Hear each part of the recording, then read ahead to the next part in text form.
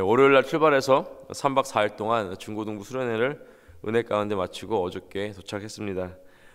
수련회를 준비하면서 함께 준비했던 우리 중고등부 부장님들과 또 교사와 또 학생 리더뿐만 아니라 또 우리 담당 장로님과 또 권사님 비롯해서 정말 많은 분들이 물질과 또 음식과 또 섬김과 기도로 함께 해주셨습니다. 우리 KCQ가 다음 세대를 사랑하는 마음, 그리고 그들을 걱정해주고 그들의 또 미래를 또 기대해주는 그 마음이 다 모여져서 정말 하나님의 은혜를 넘치게 경험하고 오는 그런 수련회를 다녀왔습니다.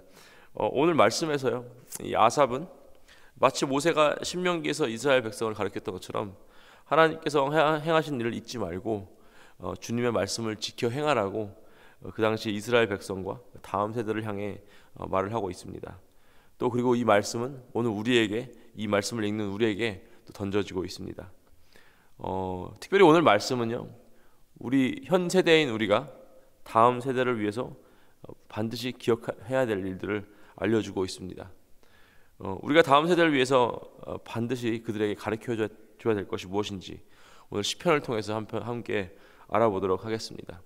4절을 보시면 이렇게 나와 있어요. 우리가 이를 그들의 자손에게 숨기지 아니하고 여호와의 영예와 그의 능력과 그가 행하신 기이한 사적을 후대에 전하리로다. 첫 번째, 우리는 하나님께서 행하신 일들을 다음 세대에 전해줘야 합니다. 이스라엘 백성에게 하나님에 대해서 표현을 할 때 애굽 땅에서 구원하신 하나님이라는 표현을 자주 쓰죠. 애굽에서 온갖 핍박과 고난을 받으며 어떤 인간의 기본적인 권리조차 누리지 못하는 어떤 그런 노예의 신분으로 살고 있었습니다. 그저 하루하루 죽지 못해서 살아가는 그런 사람들의 그 온갖 그 노예 신분에서 하나님께서 여러 가지 기적과 이사를 통해서 구원을 해 주셨습니다. 홍해를 가르시고 광야에서 만나와 메추라를 먹이시고 또 물이 없을 때는 바위에서 또 물이 나오게 하시고 해가 뜨겁게 내릴 때는 구름으로 가려주시고 밤에 추울 때는 불기둥으로 인도해 주셨습니다. 이 광야를 걷는 것 자체가 어려운 일이었지만 그 한 걸음 한 걸음을 가능하게 하신 것은 바로 하나님이셨습니다. 우리 아버지, 우리 어머니, 또 우리 할머니, 할아버지이신 이 이민 1세대는 정말 하나님의 은혜로 이 땅 가운데 자리를 잡고 또 가정을 이루고 또 교회를 세우셨습니다. 이 고향을 떠나서 언어와 문화가 전혀 다른 이 미국 땅에서 살아가는 것이 여간 어려운 일이 아닐 수 없습니다.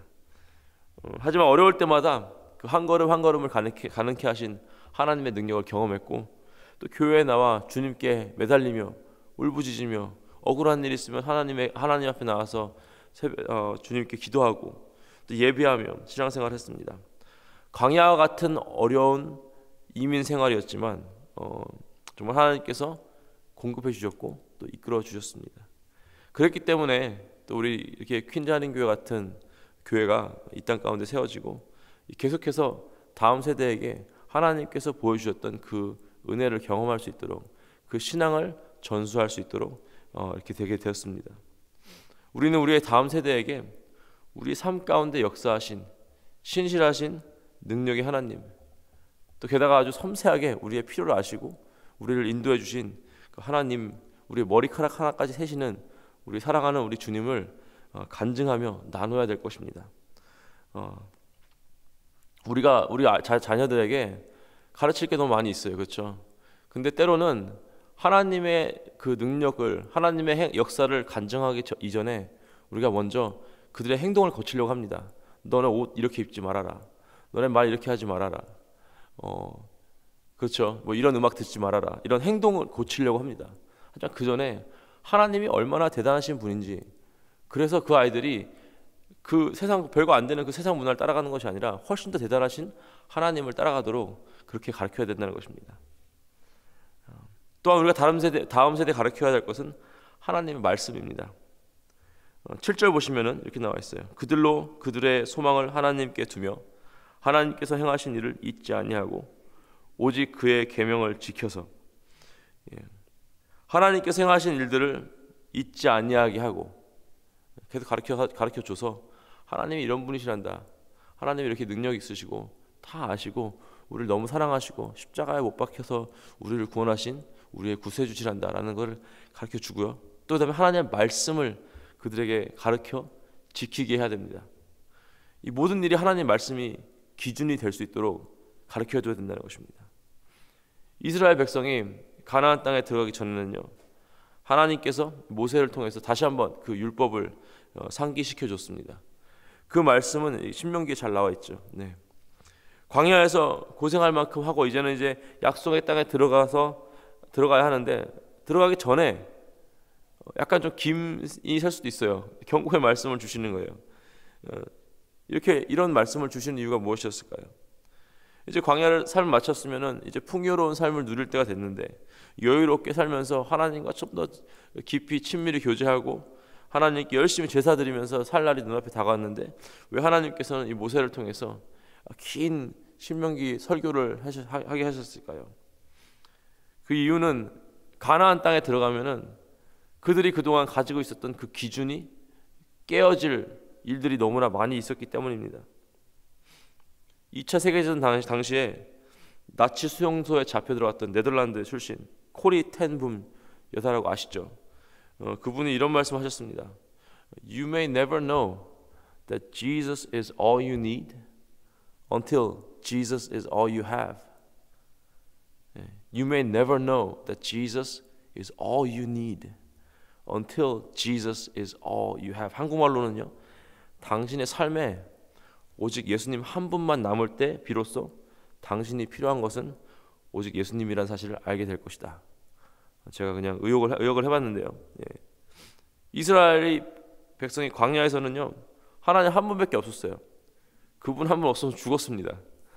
그렇기 때문에 광야에서 계속 살면서 하나님 한 분만 바라볼 수 있었고, 하나님 한 분만 계시면은 하나님께서 다 필요한 거 채워주시는구나 라고 알았어요.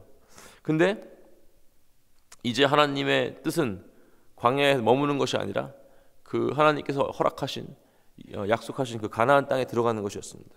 가면 이제 풍요로워요. 농사를 지면 그 열매가 맺혀요. 물이 모자라진 않아요. 이게 물이 많이 있었으니까. 근데 그 땅에 들어가는 순간부터 하나님 외에 다른 것을 바라볼 수 있는 그런 그 찬스가 더 많아지게 된 것입니다. 그래서 들어가기 전부터 기준을 맞추는 거예요. 삶의 기준을 하나님의 말씀에 둬라라고 모세를 통해서 다시 한번 기억하게 했습니다. 5장 5절 보시면요, 여호와께서 증거를 야곱에게 세우시며 법도를 이스라엘에게 정하시고 우리 조상들에게 명령하사 그들의 자손에게 알리라 하셨으니, 법도를 이스라엘에게 정하셨다. 즉 말씀으로 하나님의 백성이 어떻게 살아가야 되는지 기준을 세우셨다라고 나와 있습니다. 그리고 우리 조상들에게, 우리 현 세대에게, 그들의 자손에게 알리라라고 말씀하십니다. 우리는 다음 세대에게 말씀을 가르쳐 줘야 됩니다. 이것이 하나님의 명령입니다. 우리가 다음 세대에게 말씀을 가르치지 않는다는 것은 하나님의 명령을 거부한다는 것입니다. 말씀이 없으면요, 기준이 없는 것입니다. 기준이 없으면 하나님을 떠나게 되어 있습니다. 이 경제학 용어 중에 anchoring effect라는 말이 있어요. 그 앵커가 다시지 않습니까? 배에서 나온 닷 앵커. 그러니까 그 anchoring, 그러니까 그 닷을 내리는 효과, 닷 내림 효과라고 하는데요. 이 배가 한번 닷을 내리면은 그 닷에 닷 내려진 곳에서 범위 내에서 움직인대요. 멀리 가지는 않습니다. 그리고 흔들려도 막 파도가 쳐도 닷이 딱 붙잡고 있으면은 흔들리긴 하지만 막 침몰하고 그러지는 않습니다. 그런 것처럼 사람들도 기준이 생기면은 그 후에 이 평가와 결정이 해당하는 범위 기준 내에서 이루어진다는 것입니다. 즉 우리 삶 가운데 우리가 내리는 결정은 우리가 살면서 습득한 정보로 그걸 기준으로 내리는 경우가 대부분이라는 것입니다. 그래서 이 앵커를 내리지 않는다면은 배는 막 사방으로 떠다니고 파도가 크게 일으면 막 뒤집히고 그래요.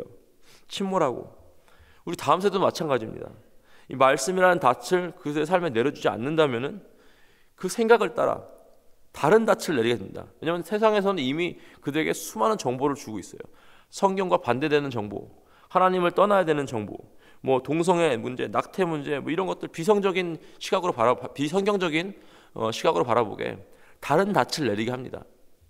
그렇게 닻을 내려버리면요, 주님 말씀이 있는 기준으로 오는 게 너무너무 힘들어요. 제가 유수 사역을 하면서 깨달은 건데, 그 생각이 들어가는 순간 그 생각을 떨쳐버리는 것이 너무나 어렵다는 것을 제가 깨달았습니다. 그래서 우리는 가정에서 또 교회에서 말씀으로 반드시 올바르게 가르쳐야 됩니다. 그 닻을 내려야 거기서 떠나지 않습니다. 9절부터 12절 이렇게 나와 있죠. 에브라임 자손은 무기를 갖추며 활을 가졌으나 전쟁의 날에 물러갔도다. 그들이 하나님의 언약을 지키지 아니하고 그의 율법 준행을 거절하며 여호와께서 행하신 것과 그들에게 보이신 그의 기이한 일을 잊었도다. 에브라임 지파가 전쟁에서 졌어요. 어떤 전쟁인지는 나와 있지 않습니다. 하지만 왜 졌는지는 정확하게 나와 있어요. 그들이 전쟁에서 이길 수 있는 조건은 다 갖추고 있었습니다. 손에 무기를 들고 있었고요, 활을 가지고 있었습니다.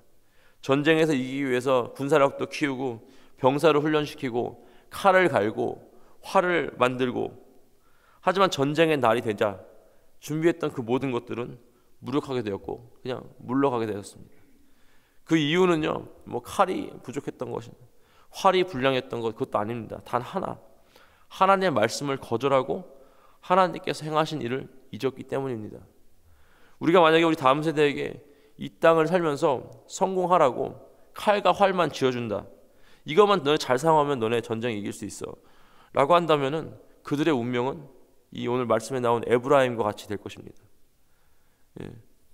돈 버는 방법, 뭐 주식 투자, 부동산, 좋은 학원 보내고 좋은 대학 나가서 세상의 성공에 필요한 이 스펙 쌓는 법, 칼과 활을 쥐어주는 것, 그것에만 아낌없이 주고, 혹시 더 그보다 더 중요한 정말 삶의 기준이 되는 그들의 배에 닻이 되는 그 말씀을 혹시 가르쳐 주는데 등한시하고 있지 않은지 한번 우리가 돌아봐야 될 것입니다.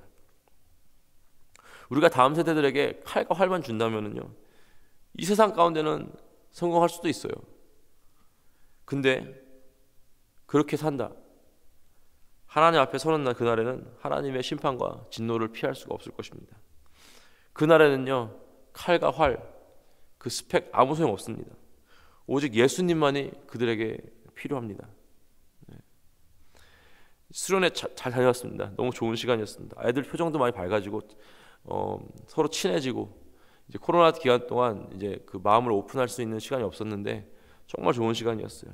제가 설교 노트 적는 거를 계속 훈련시키고 있었는데, 갔더니 이제 목사님이 무슨 말만 하면 고개를 푹 숙이고 막 적는 거예요. 그리고 뭐 나름도 잘 했습니다. 나름대로. 아직 어리지만 나 아직 멀었어요. 그렇죠? 더 배워야 됩니다. 아직도 예수님을 구세주와 주님으로 영접하지 못한 친구들이 많이 있어요. 아직도 질문이 있고, 아직도 궁금한 점이 있고, 아직도 의심이 간대요. 그리고 아직도 그 안에는 칼과 활만 찾는 아이들이 있습니다. 아직도 자기는 좋은 대학에 가야 되고, 자기가 열심히 노력하는 이유는, 진짜 열심히 해요. 공부도 열심히 하고 막 악기도 막 열심히 하고 다 열심히 하는데 그냥 칼과 활만 찾는 거예요. 전쟁에서 이기려고. 저녁 집회를 마치고 이제 소그룹이 이렇게 모여서 나눔을 하고 하는 일정이 있었어요. 매일 밤마다 월요일 밤, 화요일 밤, 수요일 밤에 이렇게 모여가지고 소그룹 모임을 했습니다. 그래서 이제 12학년 아이들이 리더로서 그 그룹을 인도할 수 있도록 제가 미리 훈련을 시켜갔어요. 강사 목사님이 저한테 그러더라고요. 자기는 유스그룹 인도하는 거 처음 봤다고. 근데 되게 잘했어요, 아이들이. 근데 한 화요일 집회를 마치고 그 12학년 학생 리더 중에 한 명이 저한테 좀 표정이 안 좋게 왔어요. 그래가지고 제가 왜 그러냐 그랬더니 아이들이 나눔을 잘 안 한대요. 물어보면 그냥 짧게 대답만 하고, 일단 듣고 노트는 적었으니까 짧게 대답을 하는데 잘 얘기를 잘 안 하려고 그런다는 거예요. 자기는 어렸을 때 정말 그 형이랑 누나들한테, 형 누나들한테 막 신앙적인 얘기하고 막 얘기하는 게 좋았는데, 그러면서 많이 배웠는데, 지금 동생들은 그 신앙적인 것에 예수님에 대해서 관심이 없어하는 것 같다라고 얘기하면서 갑자기 눈물을 확 터뜨리는 거예요. 얘가 이제 키가 저보다 훨씬 크거든요. 등치 큰 애가 그냥 제 앞에서 막 훌떡훌떡 우는 거예요. 그래서 제가 안아줬어요. 아직 17살인데 막 서럽게 우는 것이 저는 정말 아름다워 보였습니다. 그리고 그게 하나님의 마음으로 느껴졌어요. 여러분, 우리는 다음 세대를 위해서 계속해서 지속적으로 기도해야 합니다. 이제 17살밖에 안 먹은 이 아이도 자기 동생들을 위해서, 아직 예수님을 잘 모르고 관심 없어하는 그 아이들의 마음을 너무 안타까워하면서 막 울었어요. 이 기준이 없어지는 세상에서 계속해서 아이들이 말씀 앞에 나와야 됩니다. 그러기 위해서는 교회도 말씀 앞에 나와 있어야 됩니다. 우리 어른들도 말씀 앞에 서 있어야 됩니다. 사실 아이들이 말씀을 배울 기회가 없는 게 문제가 아닙니다. 그렇죠? 저는 애들이 아주 그냥 고만하라 할 정도로 말씀을 많이 가르치려고 하고 있어요. 이번 이제 3월 달부터는 일주일에 성경 공부 시간 2개씩 있습니다. 수요일, 금요일. 그래서 아들한테 막 다 들으라 그러고 막 굉장히 괴롭혀요, 제가. 근데 이 말씀을 배울 기회가 모자라서 그런 거 아닙니다. 더 큰 문제는요, 이 말씀과 어른들의 삶이 다를 때 오는 게 문제입니다. 교회에서의 모습과 집에서의 모습이 다른 것이 더 큰 문제입니다. 아니면 교회에서조차도 이 말씀과 어른들의 모습이 다른 것이 문제입니다. 어른인 저희가 교회에서 한번 소리 지르고 싸움 한번 하면요, 다음 세대 다 죽는 거예요. 다 죽는 겁니다, 진짜.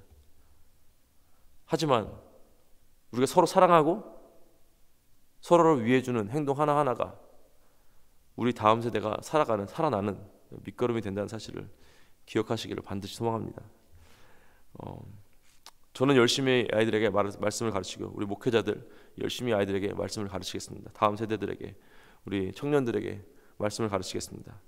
그리고 우리 다음 세대가 하나님께서 이 시편 78장을 통해서 말씀하신 그 다음 세대에게 우리가 말씀을 가르치는데, 그 아이들이 그 말씀을 딱 받고 나서 주위를 둘러봤을 때 그 말씀을 실제로 살고 있는 수많은 우리 목회자들과 장로님들, 권사님들, 집사님들을 발견하시기를 주님의 이름으로 축복하고 기도합니다. 아이들이 배운 예수 그리스도의 모습이 우리 어른들의 삶에서 나타나기를 주님의 이름으로 간절히 축복하고 기도합니다. 함께 기도하시겠습니다. 하나님 감사합니다. 우리가 이 다음 세대에게 하나님의 하신 역사와 능력과 하나님의 일을 알려주게 하여 주시옵소서. 그들이 드려야 할 것은 어떤 행동의 고침 이전에 하나님께서 얼마나 대단하신 분이고, 하나님께서 얼마나 우리를 사랑하시고, 하나님께서 우리를 위해서 예수 그리스도를 보내셔서 독생자 예수 그리스도를 통해서 우리를 구원하셨다라는 사실을 알려줘야 됩니다. 하나님, 그런 하나님의 역사를 알려주는 그런 우리가 될 수 있도록, 그런 교회가 될 수 있도록 하나님 인도하여 주시옵소서. 그들의 삶의 기준이 될, 닻이 될 말씀을 가르쳐 줄 수 있게 하나님 인도하여 주시옵소서.